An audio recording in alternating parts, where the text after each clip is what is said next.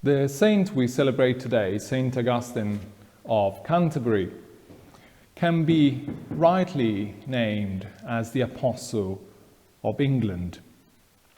He led the first mission to England sent by Pope Gregory the Great in 597.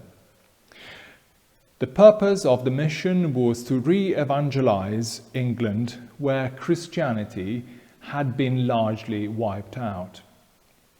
There were many Christians still living in these isles, but they were concentrated towards the west of the British Isles, especially the southeast, where he landed with his mission, was largely pagan.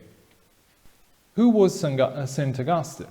Well, he was a monk, the abbot of St. Andrew's Monastery in Rome, and he was chosen by St. Gregory to lead the mission. A man of prayer, and with him Gregory sent 30 to 40 other monks. While he was en route to the south of England, Augustine and his companions stopped in Gaul, modern-day France. And there he heard horrifying stories about the Angles, the people of England. How fierce and tremendous they were, and he, Augustine, got scared. He turned back and went back to Rome, only to be reassured, encouraged, and sent back by Gregory. Eventually, as I said, he landed near Ebbsfleet in Kent. The King of Kent, Ethelbert, was a pagan, although his wife was a Christian, and he granted Augustine some land to build a monastery outside Canterbury. This Augustine did, and he dedicated the church of the Abbey Church to St. Peter and St. Paul. Shortly after arriving to England, Augustine went back to France to be consecrated bishop, the Archbishop of the English. Once back in England, he set out to put the church on firm footing so that the gospel of Christ may be more easily spread to the people of this country.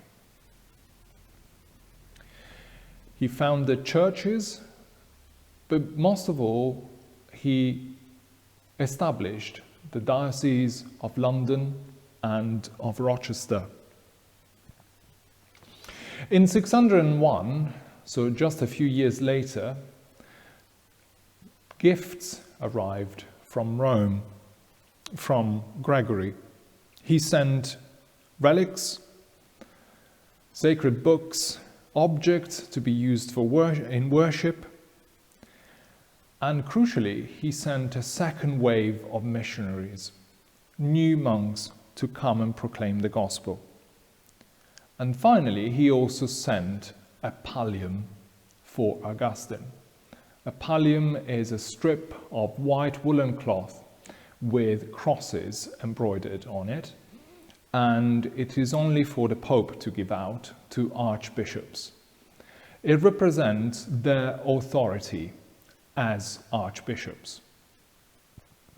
Still to this day, although we are separated from Rome, Archbishop Justin, our Archbishop of Canterbury, well, he does not wear a pallium, but on his coat of arms as Archbishop, there is a pallium there as a link to St. Augustine and to the first mission.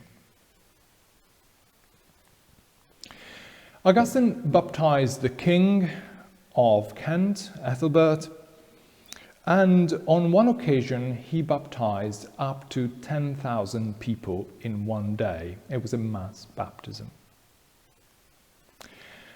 But if we think that this was all plain sailing, we would be mistaken.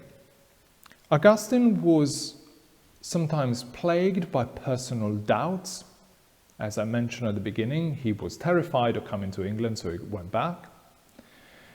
Personal doubts about what to do, so quite often he wrote back to Rome to get some ideas of the route ahead. And by difficulties in relating to the Christians that were already in this country, especially to the bishops that were already in this country. This paints quite a humane picture, quite an ordinary picture of a saint, which is rather wonderful as we think about new evangelization in this country.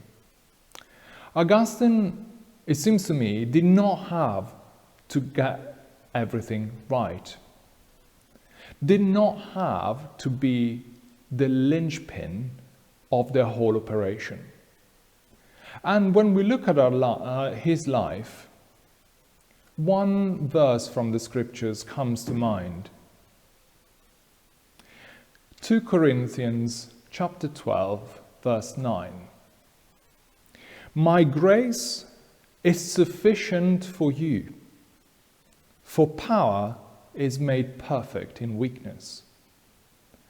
So although Augustine was plagued by doubts, had personal difficulties in relating to other Christians here, encountered difficulties in setting up the church, still the good news came to this country, again, through him.